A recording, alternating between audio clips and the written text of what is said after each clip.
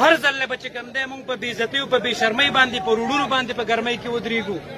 مونږ دا مطالبه کوو په دې موقع باندې د ټول قوم په وساطت باندې چې دا کم مرحوم دا لاس چې دلته راغلی اسپتال ته 15 ګنټې دا پروت و په دې اسپتال کې، نو زه په دې موقع باندې د دې اسپتال په MS باندې د دې په ډاکټرانو باندې د دې په انتظامیه باندې موږ لعنت لیکو.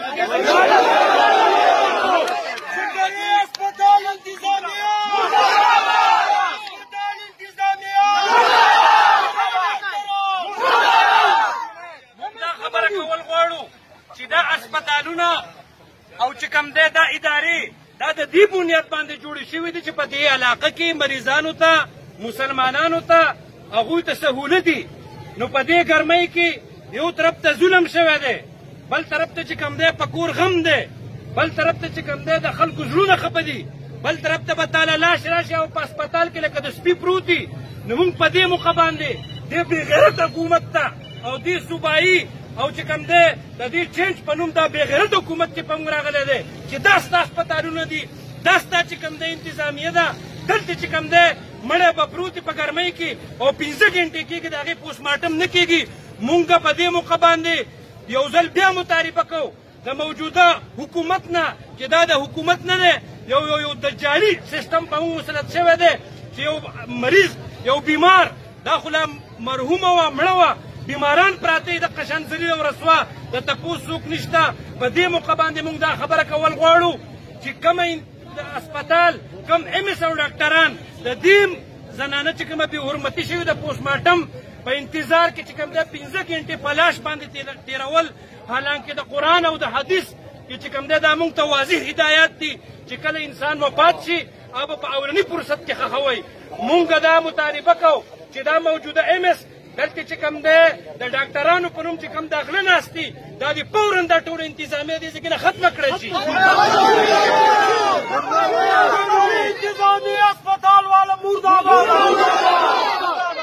زه بېعزتي د مسلمان او زما ایمان او غیرت دې خلکو ته معلوم دی چې د ماشومې دپاره زه 3 ځله چکدرې بازار بندوم په میاشت کې 3 ځله. نو فیض الله زما ملګری دی، زما چې کوم دی ډېر د زړه ته نږدې دی. دا د ماشومانو خبرې نه دي، دا د جذباتو خبرې نه دي. جو بس په دې فیصله ده تر څو چې پوسټ مارټم نه وي شوی د هغې وخته پورې به بیا ناست یې بس زمونږ دا فیصله شوه د ټول قوم ستاسو مشرانو په وساطت باندې چې پوسټ مارټم نه وي شوی که د سبا پورې او که د بل سبا پورې زه به راسره دلته ناست یم او تاسو ټول به راسره ناست یئ. دا بیا هغې کسانو ته دا پیغام هم ورکوم چې ګوره د خولې او د جذباتو کیسې ډېرې خو ګوره بیا به هم د ایمان پته به هم بیا لږې په دې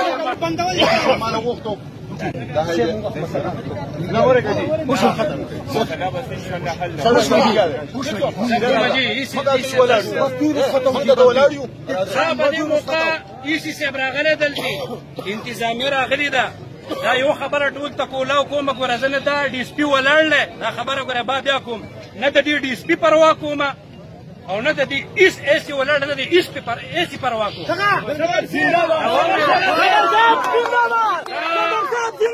خپل قوم سره الحمدلله مخکې م ولاړ یم بیا به م ولاړ یو، خو یوه خبره دا ګوره په ذهن کې کېدی چې جذبات زمانه ګوره څوک جذباتي نشته. صدر صاحب زما یو خبره په اسپتال کې چې نن د 15 نه واله د 8 بجو پورې کومه عمله وه تور ته ټلیفون وکړه په هغې کې ډاکټر شته MBBS نشته څوک کمپیوټران نن ماته دا خبره کې ماته ډاکټر نه دی راغلی کله چې ما باندې رایتو یو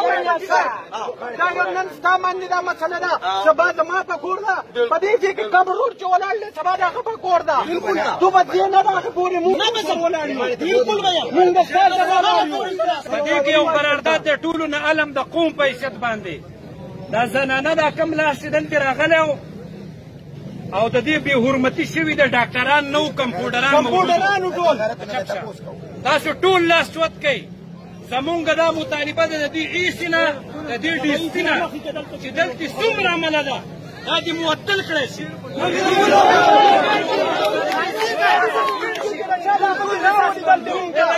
عمله په دې اسپتال کې نوره منظوره نه ده دلته دا منظور